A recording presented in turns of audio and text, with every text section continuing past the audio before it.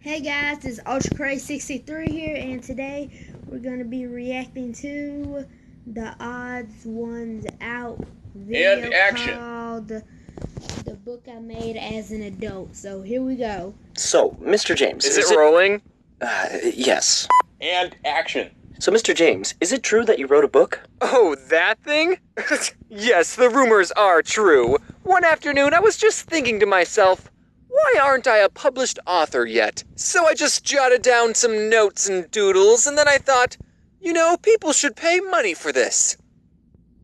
So, like, it's just a bunch of pictures? No, I added words too. It's a collection of stories and opinions of mine, some of which I've already made into videos, and some that are completely original news stories. Like one chapter is all about the science fair, and yeah, it is the same story I used in the YouTube video, but I also go more in depth with this story, and I draw new pictures. YouTubers have a reputation of writing bad books. Does this concern you? Oh, bad books, huh? I'll have you know that my book was the #1 best-selling book in literature, criticism, and theory. Do I know what that means? No, but did I beat Tyrant, Shakespeare on politics? Yes. Does that mean I'm better than William Shakespeare himself? No. I'll let you be the judge when you pick up your copy of the book, link in the description. I'll give you a clue, the answer is yes. Are all authors as condescending as you? Do you even know what that word means? James, is there anything special that happens to people who order at VidCon? Yeah, the people who pre-order at VidCon get a signed copy.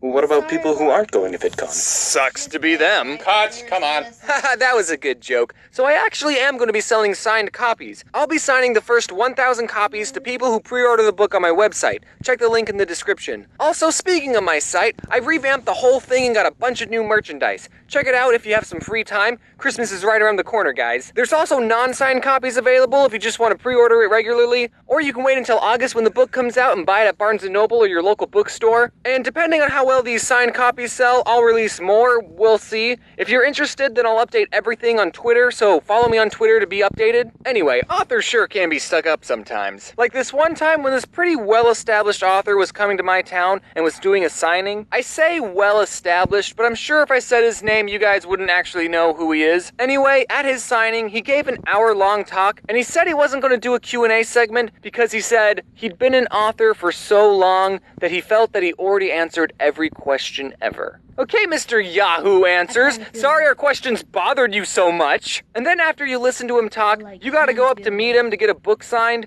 but he was the most stereotypical, I'm too good for you celebrity I've ever seen. When you got to his table, he didn't say anything to you, and if you wanted a picture, he wouldn't even look up at the camera. So my family has this picture of all of us standing and smiling next to this guy just looking down reading a book. So I will follow in that author's footsteps and only take pictures with fans while signing my book and looking like this. Contrast to that when I met Stephen Pastis. Pastis? I just should have looked up how to say it. He's the creator of a comic strip called Pearls Before Swine, and all you need to know is that his comics are in the newspaper and he's really great. He came to visit Arizona and I was 15 at the time, so I was making stick figure comics, and I wanted to impress Stephen, so I got out my ruler and protractor and I very carefully drew this comic. How was your run? Well, let's just say Justin is all pooped out.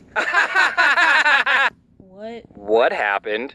I don't want to talk about it. Get it? He pooped his pants. This isn't based off anything in real life, okay? I was 15, shut up. I went to his book signing. He was really awesome. I showed him my comic. He laughed and he told me to keep going. And now I'm a YouTuber. I mean, it wasn't just what he said that got me into doing comics and YouTube. I wanted to do that way before I met him.